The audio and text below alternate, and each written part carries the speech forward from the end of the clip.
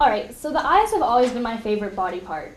And I know that's not something that we're all really thinking about. It's not really something that comes up in conversation when you're getting to know somebody. It's usually more, what's your favorite color? You never really get, what's your favorite body part? But mine is eyes, and I have always loved eyes ever since I was little because one of my best friends growing up, his name was George, he was blind in one eye because he had a disease called Cope's disease. And as a kid, it was my dream to grow up and cure the disease and fix his blindness. And while I know that's not really a realistic goal anymore, it would still be really special for me to be in that field and just kind of still be able to have knowledge about this. So growing up, I was raised by 2 doctors. And while I was never really forced to be a doctor, it was definitely encouraged and something that I did want to pursue.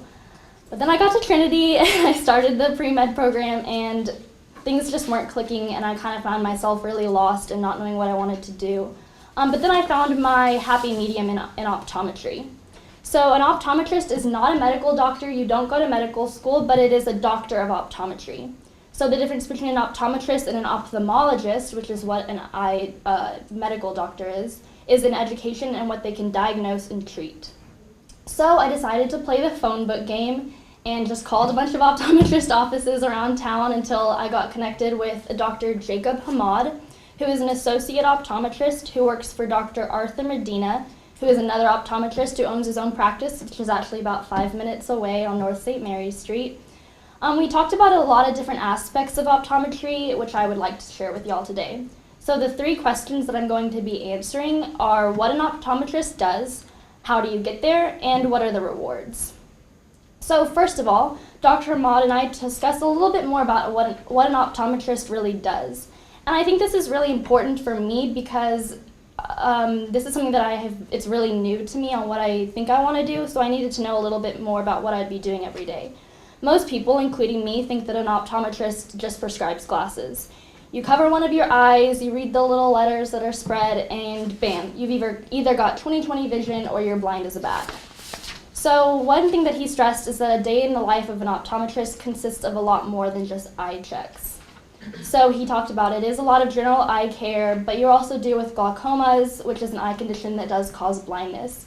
And you also deal with emergency eye care, such as the eye becoming detached in the back of your head. Halfway through our interview, a nurse actually came in and had to tell Dr. Hamad that a patient had come in with an eyelash inverted into her eye, so he had to leave, go remove the eyelash, and come back. So that kind of showed me that it's a really dynamic job, and you get to do a lot more than just sit at a desk and watch people read letters. So this is really exciting to me. Dr. Hamad really hopes to be changing the perception of optometrists. In his words, when people think of optometry, sadly, they just think of people flipping lenses up and down. He claims that optometry is more medically based now and hopes that people consider this.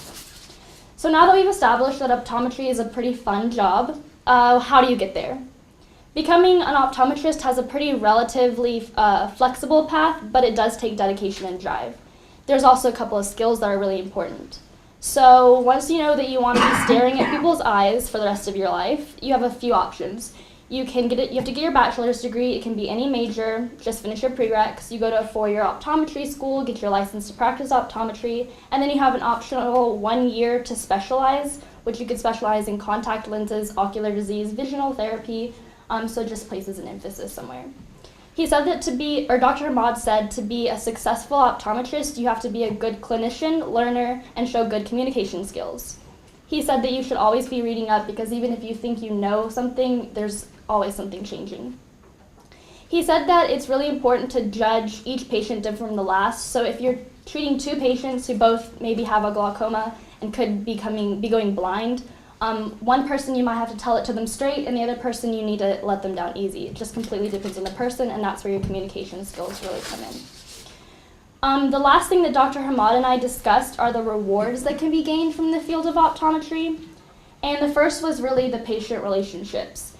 Whereas when you're a medical doctor, you usually see a patient come in, fix them, and then send them on their way. With an optometrist, they're coming back. They're getting eye checks every year, and you start to build a really good relationship with them. Dr. Hamad said that Dr. Medina, who he works for, has had his business for 30 years, and so now he's built relationships with these patients who come back to see him. He can have long conversations, knows them by first name, and that's something that's really special with this job. Finally, being an optometrist comes with the privilege of being a doctor, but since you're not a medical doctor, you have a lot more time to spend with family and friends. So the hours aren't as tremendous as it is for a medical doctor, but you still have that doctor in your name. So in conclusion, we've talked about what the life of an optometrist really is, what it takes to become an optometrist, and the rewards that come from optometry. So I'll leave you with a little bit of advice from Dr. Maud that I really feel like applies to any career path that you're interested in, and that is to make sure that you really want to do what you think you want to do, because this is something that you're going to be doing for the rest of your life, and if you get into it without having a good idea of what you're doing, then you could end up very unhappy.